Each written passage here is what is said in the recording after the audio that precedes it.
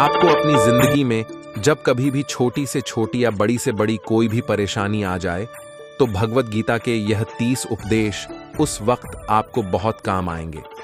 यह पवित्र विचार आपके लिए समझना और उसे अपने जीवन में अनुकरण करना बहुत ही आवश्यक है। वीडियो को आखिर तक पूरा ध्यान से सुने ताकि आपका भी जीवन में कल्याण हो सके। गीता का पहला उपदेश है अश्वमेव भुक्तव्यम कृतम कर्म शुभाशुभम। इसका मतलब है कि आपने कोई भी कर्म किया हो उसका फल आपको जरूर भोगना पड़ेगा। अगर आपने अच्छे कर्म किए हैं तो वह जाने अनजाने में किसी मुश्किल वक्त पर आपको वह अच्छे कर्म उस मुश्किल वक्त से बचा ही लेंगे। अगर आपने गलत कर्म किए हैं, पाप किया है, तो उसकी सजा भी आपको जरूर मिलेगी। तो इंसान कितना ही छुपकर कर्म करे, चाहे वह कितना ही चालाकी से कर्म करे, लेकिन कहते हैं ना, उस परमात्मा के चारों तरफ कैमरे लगे हुए हैं। हमारे एक एक कर्म पर वह प्रकृति, वह परमात्मा अपनी दृष्टि बनाए रखती है। हमारे एक एक कदम का हिसाब होता है। इसे हम एक कहानी से समझते हैं। एक गांव में 2 मित्र रहते थे। उन दोनों ने विचार किया, इस गांव में हम धन नहीं कमा पा रहे हैं। वह दोनों धन कमाने के लिए शहर चले गए। कुछ वर्ष वहां रहकर उन्होंने काफी धन कमाया। फिर सोचा कि अब हम अपने घर वापस चलते हैं और हमने अच्छा खासा धन कमा लिया है। उस समय पर यातायात की इतनी सुविधा नहीं होती थी। वह अपने बैलों पर ही यात्रा कर रहे थे। चलते चलते मार्ग में रात हो गई तो उन्होंने विचार किया कि आज रात हम यही विश्राम करते हैं। एक मित्र ने कहा कि मैं यहां पर रहकर धन की रक्षा करता हूं, तुम बाजार जाकर भोजन की व्यवस्था कर लो। जब वह मित्र बाजार गया तो उसके मन में पाप आ गया। उसने सोचा कि इतना पैसा हमने काम लिया है, अगर मैं इसको यही जंगल में मार दूं तो सारा पैसा मेरा हो जाएगा, नहीं तो मुझे इसका आधा धन इसको देना पड़ेगा। मन में यह खोट आने पर उसने अपने मित्र के खाने में जहर मिला दिया और जब वह खाना लेकर के अपने मित्र के पास गया, उसके मित्र ने वह जहर वाला खाना खाया और वह खाना खाकर वहीं पर उसकी मृत्यु हो गई। वह व्यक्ति सारा धन लेकर अपने घर वापस आ गया। फिर उसके घर में पुत्र ने जन्म लिया। जब उसका बेटा पैदा हुआ तो वह बहुत ही बीमार रहता था। उसने अपने जीवन में जो कुछ भी धन कमाया था उसका वह सारा धन अपने बेटे के इलाज में ही खत्म हो गया। बेटा बड़ा होता गया और इसका धन नष्ट होता गया। जब उसका बेटा थोड़ा और बड़ा हो गया तो उसके पिता ने पूछा कि बेटा तू इतना बीमार क्यों रहता है, तू ठीक क्यों नहीं होता? मैंने अपने जीवन का सब कुछ तुम पर लगा दिया, फिर भी तेरी तबीयत ठीक नहीं रहती। तो उसके बेटे ने कहा, कौन सा बेटा और कौन सा पिता? मैं तो तेरा वही मित्र हूं जिसको तूने जंगल में जहर देकर मार दिया था। मैं अपना वही हिसाब पूरा करने के लिए तेरे पुत्र के रूप में तेरे ही घर में आया हूं। अब मेरा तेरा हिसाब बराबर, अब मेरा जीवन यहीं समाप्त होता है। तो गीता का उपदेश हमें यही सिखाता है। कोई अपने आप को कितना भी चालबाज समझता हो, होशियार समझता हो, लेकिन अगर उसने गलत कर्म किया है, चाहे आज नहीं तो कल उसे उसका फल भोगना ही पड़ता है। गीता का दूसरा उपदेश है कि आपके सारे दुखों का कारण किसी को अपना मानना है। आप कभी गौर करना, आपकी जिंदगी के सारे दुख, सारी तकलीफें, सारी चिंताएं वहीं से आती हैं जहां आपका अपमान होता है कि यह मेरा है, यह मेरा अपना है। यहीं से आपकी जिंदगी में दुख का आना शुरू हो जाता है। इसे एक छोटी सी कहानी से समझते हैं। एक व्यक्ति के पास एक बहुत बड़ा महल था। उसने जिंदगी भर की सारी संपत्ति लगाकर उस महल को बनाया था।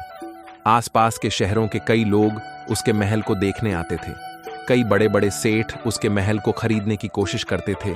इसलिए वह महल उसका अहंकार हो गया। उसका महल से बहुत लगाव था। एक दिन उसके महल में आग लग गई और वह कहीं बाजार गया हुआ था।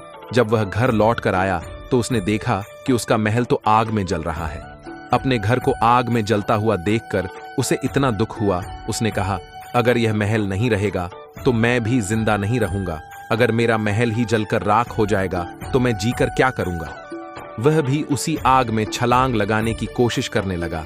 तो उसके मित्र ने उसे रोक लिया और कहा कि यह जो तुम्हारा महल है, इस महल को तुम्हारे बेटे ने कल किसी और को बेच दिया है। जब उसे पता चला कि यह महल अब मेरा नहीं, किसी और का हो चुका है, तो उसकी सारी चिंता खत्म हो गई। जैसे और लोग उस जलते हुए महल को देखकर तमाशा देख रहे थे, वैसे यह भी खड़ा हो गया।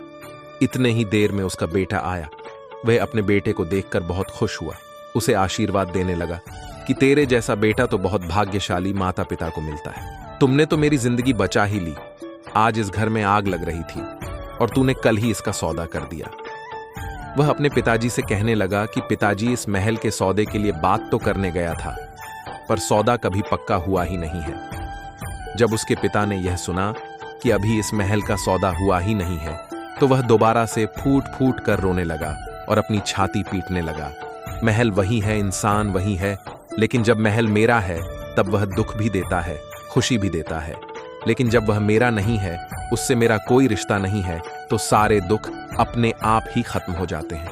ऐसे ही जिंदगी में जब किसी जगह को, किसी इंसान को, किसी रिश्ते को, किसी काम को हम अपना मान लेते हैं, मेरा मान लेते हैं, तो वहीं से सारे दुखों की शुरुआत होती है, वहीं से हर तकलीफ की शुरुआत होती है। तो दोस्तों, इससे पहले कि हम तीसरे उपदेश पर जाएं, आपसे विनती है कि अगर आप इस वीडियो से कुछ भी सीख रहे हैं तो इस वीडियो को एक लाइक कर दीजिए और इस चैनल को सब्सक्राइब कर लीजिए। तो फिर चलिए आगे बढ़ते हैं। गीता का तीसरा उपदेश है कि आज में जियो, कल की चिंता करना छोड़ दो।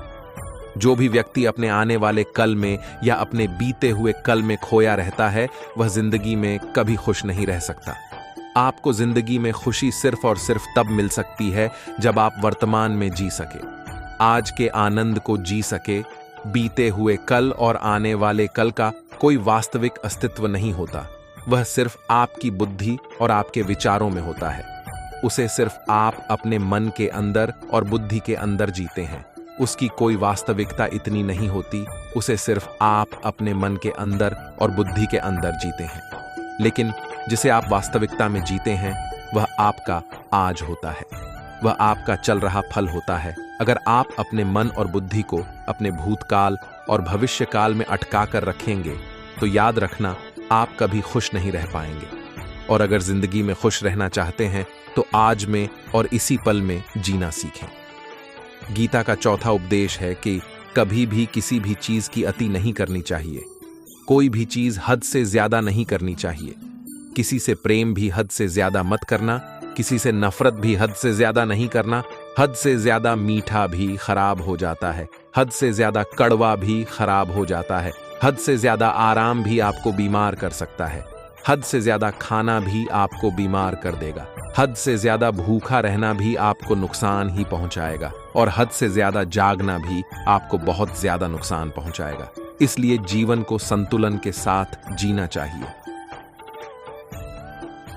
गीता का पांचवा उपदेश है कि जो इंसान अपने कर्मों को समय पर खत्म नहीं करता, समय की कद्र नहीं करता, उसकी जिंदगी का सारा समय व्यर्थ ही समाप्त हो जाता है। क्योंकि समय ही आपका जीवन है। अगर आप अपने समय को व्यर्थ में नष्ट करते रहेंगे और उसे गवा देंगे, तो आपको जीवन में कुछ भी हासिल नहीं होगा।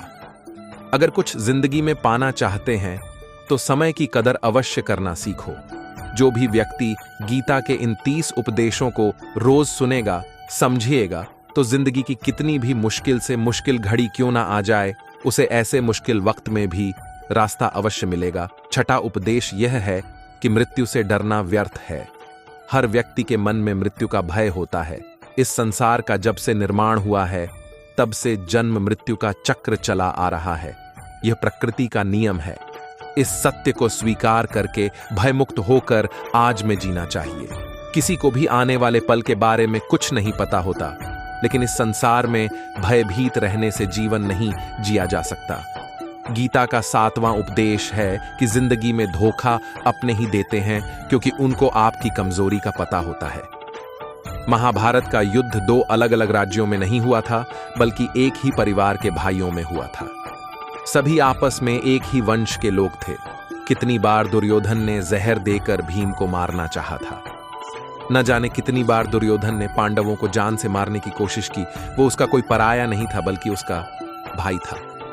सारी लड़ाइयां घर के अंदर ही होती हैं, बाहर कौन लड़ेगा? घर में ही सारे झगड़े होते हैं। तो आपको चोट सिर्फ वही लोग पहुंचा सकते हैं जो आपके अपने हैं। आपको धोखा सिर्फ वही लोग दे सकते हैं जो आपके अपने हैं। बाहर वाला आपको धोखा नहीं दे सकता, क्योंकि उसको आपके बारे में पता ही नहीं है कि आपको चोट कहां पहुंचानी है। लेकिन जो आपका अपना है, आपका खास है, उसे बहुत गहराइयों से पता होता है कि आपकी कमजोरी क्या है। ये कलयुग है, इसमें बाहर वालों से नहीं, जो हमारे अपने हैं ना, उनसे ही सावधान रहना होता है। गीता का 8वां उपदेश है, जो इंसान अपनी रक्षा खुद नहीं कर सकता, उसकी रक्षा भगवान भी नहीं कर सकते। श्री कृष्ण अर्जुन से कहते हैं कि है अर्जुन, तू हर काल में मेरा स्मरण करते रहना और युद्ध करते रहना। तो अर्जुन ने श्री कृष्ण से पूछा कि यह युद्ध तो कुछ ही दिनों में समाप्त हो जाएगा, लेकिन आप कह रहे हैं कि तू हमेशा मेरा स्मरण करते रहना और युद्ध करते रहना। हमेशा युद्ध करने का क्या मतलब है? तो श्री कृष्ण ने अर्जुन से कहा कि यह जिंदगी ही रणभूमि है। इस जीवन में सुख दुख आते ही रहेंगे और तुझे उनका डट के मुकाबला करना है। श्री कृष्ण ने यह नहीं कहा कि तू चुप करके बैठ जाना और बहुत लड़ाई करूंगा। बहुत गहराई है गीता के ज्ञान में। हमारे जीवन की डोर संभाल के ईश्वर बैठे हुए हैं, लेकिन युद्ध हमें ही करना है। ईश्वर को याद करना है कि हे ईश्वर, मुझे शक्ति देना, मुझे समझा देना, मुझे बुद्धि देना, ताकि मैं अपनी जिंदगी की सारी लड़ाइयां जीत सकूं। मैं जिंदगी में सही मार्ग पर चल सकूं, लेकिन आपको अपनी लड़ाई खुद ही लड़नी पड़ती है। जो लोग यह कहते हैं कि हम कुछ नहीं करेंगे, सभी ईश्वर करेंगे, तो वह कहते हैं ना कि आलसी इंसान को देखकर तो भगवान भी घबरा जाता है। ये कुछ नहीं करेगा। भगवान ने बुद्धि दी है, समझ दी है, ईश्वर आपको प्रेरणा देते हैं, शक्ति देते हैं, लेकिन आपको अपनी रक्षा स्वयं ही करनी पड़ेगी। गीता का 9वां उपदेश है कि कोई भी ऐसी गंदी आदत खुद को मत लगने देना जो आपकी जिंदगी को बर्बाद कर दे। हम भी अपनी जिंदगी में जब कोई ऐसी गंदी आदत लगा देते हैं, चाहे वह कोई भी हो, चाहे वह नशे की हो, मोबाइल की हो, किसी इंसान की हो, कोई गलत काम करने की हो, कोई भी गलत आदत जो आपको बर्बाद कर सकती है, अगर आप उसको नहीं छोड़ेंगे तो आपका सब कुछ खत्म हो जाएगा। इससे पहले कि आपकी आदत आपको खत्म कर दे, आप अपनी गलत आदतों को खत्म कर दीजिए। कहीं ना कहीं महाभारत का यह युद्ध जुए की आदत की वजह से ही शुरू हुआ था। सारा खेल वहीं से शुरू हुआ था। एक ऐसी लत जहां युधिष्ठिर ने अपने भाइयों को दांव पर लगा दिया, अपनी पत्नी को दांव पर लगा दिया, ऐसा जीतने का नशा कि अपना सब कुछ गवा दिया। गीता का 10वां उपदेश यह है कि आलसी इंसान कभी कुछ हासिल नहीं कर सकता। अधिकतर लोग सिर्फ योजनाएं ही बनाते रहते हैं कि मुझे बड़ा घर चाहिए, मुझे बड़ी गाड़ी चाहिए, मैं दुनिया घूमना चाहता हूं, मुझे यह चाहिए, वह चाहिए। ये हर कोई सोच लेता है, लेकिन उस पर मेहनत करना, अपना कर्म करना वह नहीं करते। क्योंकि चाहना तो बहुत आसान है, लेकिन उसके लिए कर्म करते रहना वह बहुत मुश्किल है। हर कोई चाहता है कि मेरा शरीर फिट हो, लेकिन उसके लिए एक्सरसाइज करना वह आपको ही करना होगा। जो इंसान आलसी बनकर बैठा रहता है, उसे ना ही अच्छा शरीर मिलता है और ना ही अच्छा जीवन मिलता है। तो अगर जिंदगी में कुछ पाना चाहते हो तो आलस्य को अपनी जिंदगी से दूर कर देना। आलसी के चलते आपको कुछ मिलने वाला तो नहीं, लेकिन जो आपके पास है ना, वह भी गाँव दोगे। गीता का 11वां उपदेश यह है कि जिंदगी में अगर खुशी चाहते हो तो मन की गुलामी का त्याग कर दो। कई लोग कहते हैं कि हम करना तो बहुत कुछ चाहते हैं, लेकिन कुछ कर ही नहीं पाते। पता भी सब कुछ है कि क्या करने से हमारी जिंदगी बेहतर हो सकती है, क्या चीज है जो हमको नुकसान पहुंचा रही है, लेकिन फिर भी कुछ कर नहीं पाते। समझते सब कुछ है, लेकिन समझकर भी, चाह कर भी कुछ कर ही नहीं पाते। वह इसलिए होता है क्योंकि आप अपने मन के गुलाम बन चुके हो। लोग तो अपनी जीभ का स्वाद तक नहीं छोड़ पाते और कहते हैं कि हम पतले नहीं हो पाते, फिट नहीं हो पाते, सक्सेस नहीं मिल रही है, क्योंकि जो आपको करना चाहिए आप वह करते ही नहीं है। आपका मन सब कुछ समझकर भी आपको वह करने ही नहीं देता। इसलिए जिंदगी में अगर आगे बढ़ना है तो अपने मन के अनुसार चलना छोड़ दो। जो आपकी यह सही है वही आपको करना चाहिए। गीता का 12वां उपदेश यह है कि जो आपका है वह आपको मिलकर ही रहेगा, और जो नहीं मिला है उसके लिए रोना छोड़ दो। आप जिसके लिए जितना रोवोगे वह चीज आपसे उतनी ही दूर चली जाएगी, और जो चीज आपकी सच में है वह कहीं ना कहीं से आपके पास जरूर पहुंच जाएगी। इसलिए जो आपको जिंदगी में हासिल नहीं हो रहा है, हासिल नहीं हुआ है, उसका पछतावा करना, उसके लिए रोना आपको बंद कर देना चाहिए। गीता का 13वां उपदेश यह है, आप संसार में जितना प्रेम लगाओगे उतना ही जीवन में दुख और पीड़ा का अनुभव करोगे। गीता का 14वां उपदेश यह है कि जिस इंसान को बात बात पर क्रोध आता है, सुख और शांति जीवन में कभी नहीं आ सकते। क्योंकि जो इंसान बहुत ज्यादा क्रोधी होता है, उसके सारे मित्र उसे छोड़कर चले जाते हैं। वह अपने मन में भी दर्द में ही जीत रहता है। ज्यादा गुस्सा करके जो भी आपके पास है ना, वह आप उसे खो दोगे और ऐसे इंसान को शांति कभी नहीं मिलती।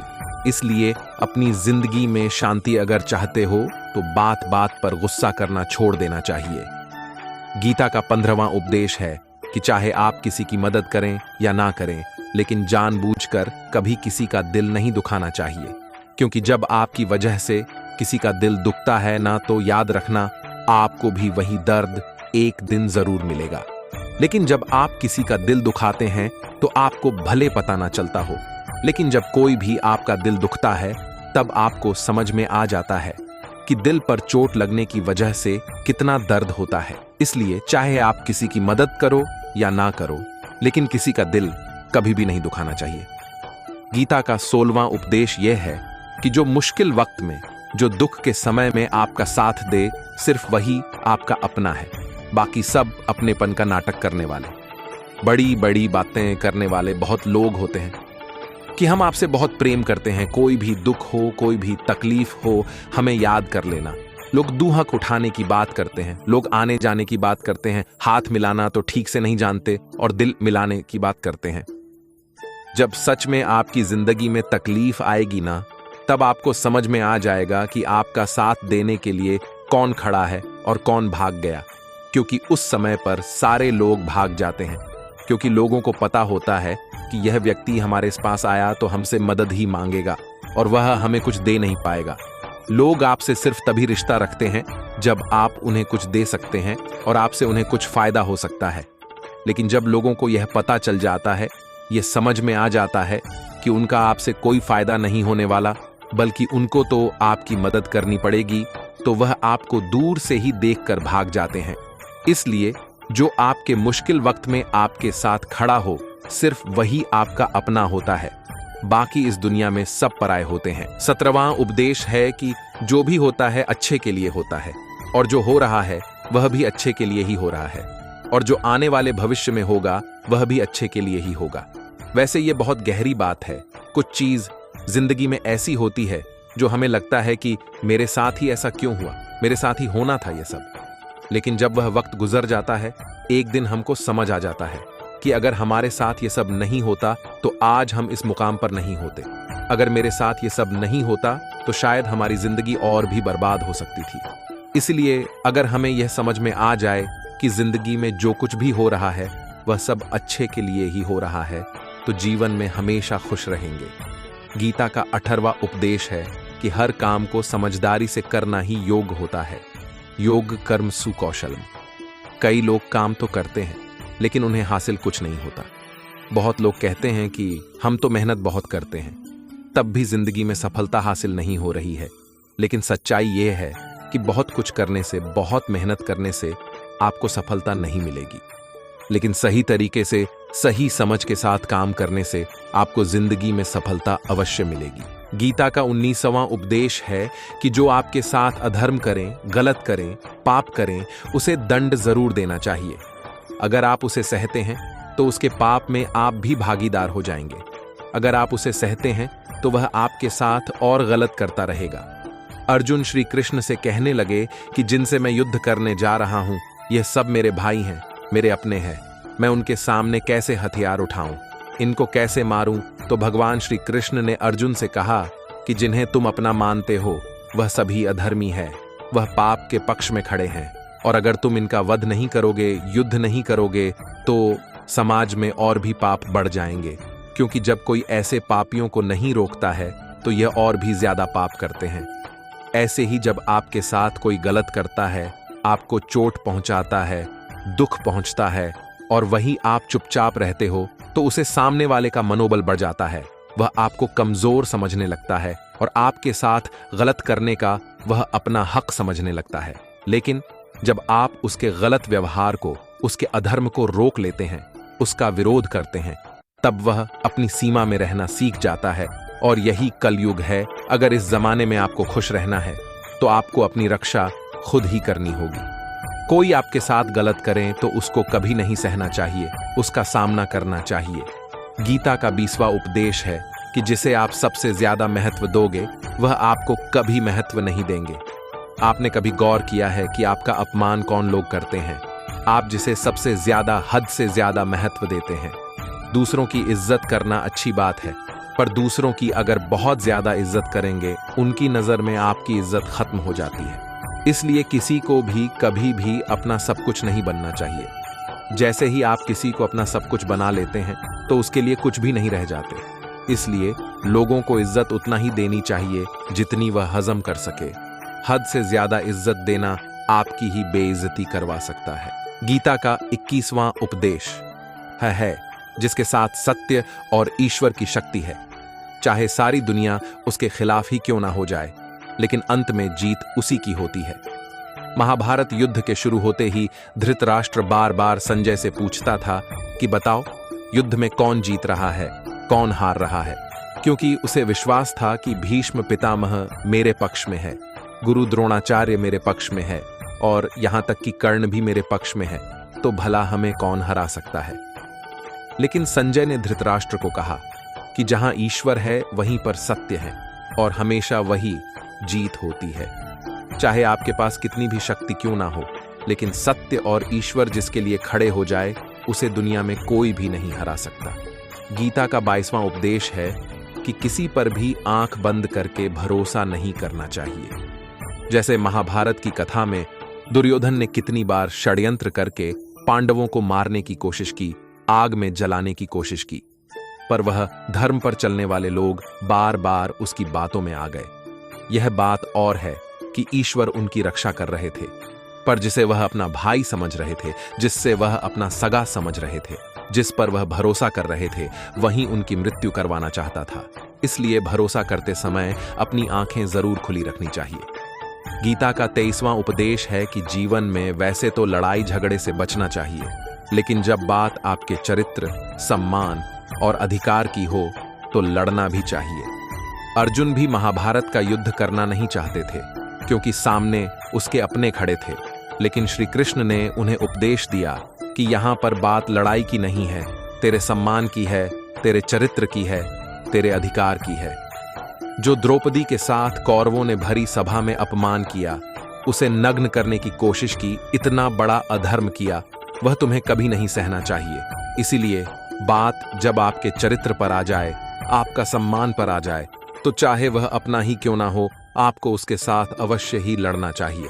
गीता का 24वां उपदेश है कि चाहे कितना भी बुरा वक्त आ जाए, लेकिन जो इंसान जिंदगी में कभी हिम्मत नहीं हारता, वह सब कुछ हासिल कर सकता है। जब पांडव जुए में सब कुछ हार गए, उनको 12 साल के लिए वनवास मिला और 1 साल के लिए अज्ञातवास। वह भिक्षा मांग के अपनी जिंदगी को पालते थे, भयानक जानवरों के बीच जंगलों में भटकते रहते थे। लेकिन इतना मुश्किल वक्त झेलने के बाद भी आखिर में विजय उन्हीं की हुई, क्योंकि उन्होंने अपने अंदर कभी हिम्मत नहीं खोई। ऐसे ही आपकी जिंदगी में कितना ही मुश्किल वक्त क्यों ना आ जाए, लेकिन आपके अंदर अगर हिम्मत है तो जीत आपकी अवश्य होगी। गीता का 25वां उपदेश है कि जो किसी और का है उस पर कभी अधिकार अपना नहीं जमाना चाहिए। जब शकुनी ने षड्यंत्र करके पांडवों को हस्तिनापुर से अलग करवा दिया, एक राज्य दे दिया जहां की भूमि भी बंजर थी, जहां और कुछ नहीं हो सकता था, लेकिन पांडवों ने उसे शहर को इतना सुंदर बना दिया, इतना वैभवशाली बना दिया कि हस्तिनापुर भी उसके आगे फीका लगने लगा, और उसके वैभव को और सुख को देखकर दुर्योधन अंदर ही अंदर जलता था, और इसलिए उसने कई षड्यंत्र करके उनका वह खांडव प्रस्थ भी उनसे छीन लिया। जो चीज उनकी नहीं थी उस पर भी कब्जा किया। तो उसका आखिर में परिणाम यही हुआ कि जो चीज उनके पास थी वह भी उसके पास नहीं रही। इसलिए जो आपका नहीं है कभी उस पर अधिकार नहीं जमाना चाहिए। गीता का 26वां उपदेश है कि वह इंसान जिंदगी में सफल माना जाएगा जो अंदर से हमेशा खुश रहता है। बाहर से तो सभी खुश दिखाई देते हैं, लेकिन अंदर से इंसान अशांति से भरा रहता है। बहुत पैसा कमा लिया, कामयाबी हासिल कर ली, लेकिन वह कामयाबी असली नहीं।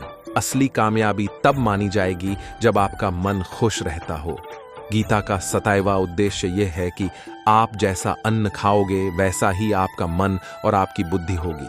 अब वैसा ही कर्म करोगे और वैसा ही आचरण करोगे। सात्विक भोजन खाओगे तो आपका मन भी सात्विक होगा। सात्विक व्यवहार भी करोगे, सोच भी आपकी अच्छी होगी। श्री कृष्ण ने भागवत गीता में सात्विक, राजसी और तामसी इन तीनों अहीरों का विस्तार से वर्णन किया है कि क्या खाना चाहिए, क्या नहीं खाना चाहिए। पर इसका निचोड़ यही है कि जो मनुष्य सात्विकता से भोजन करता है उसे जीवन में सुख और शांति आवश्यक मिलती है। गीता का 28वां उपदेश है कि बुरा इंसान कभी अपनी बुराई नहीं छोड़ेगा, चाहे आप उसके साथ कितना भी अच्छा चलो, वह आपको तकलीफ अवश्य ही देगा। इसलिए जो जैसा है आप उसके साथ वैसा ही व्यवहार करें। बुरे इंसान के साथ आप कितना भी अच्छा बन जाओ, वह कभी अच्छा नहीं बनने वाला। दुर्योधन जंगल में पांडवों को मारने के लिए गया था, लेकिन वहां पर भी लोगों ने दुर्योधन को पकड़ लिया। उसका मित्र कारण भी उसे छोड़कर भाग गया।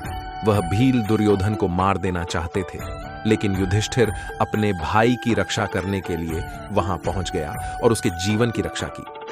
लेकिन उसके बाद क्या हुआ, वह हमेशा पांडवों को नुकसान ही करता रहा। इसलिए अगर कोई इंसान बुरा है, उसके साथ आप ज्यादा अच्छा बनने की कोशिश ना करो। जो जैसा है उसके साथ वैसा ही व्यवहार करो। गीता का 29वां उपदेश है कि आप वह मत करो जो सभी करते हैं, बल्कि वह करो जो आपके लिए सही है। श्री कृष्ण ने अर्जुन से कहा कि एक जो तेरा कर्तव्य है, जो तेरे लिए सही है, जो तुझे करना चाहिए वह कर, कभी भी वह काम मत कर जो दुनिया कर रही है।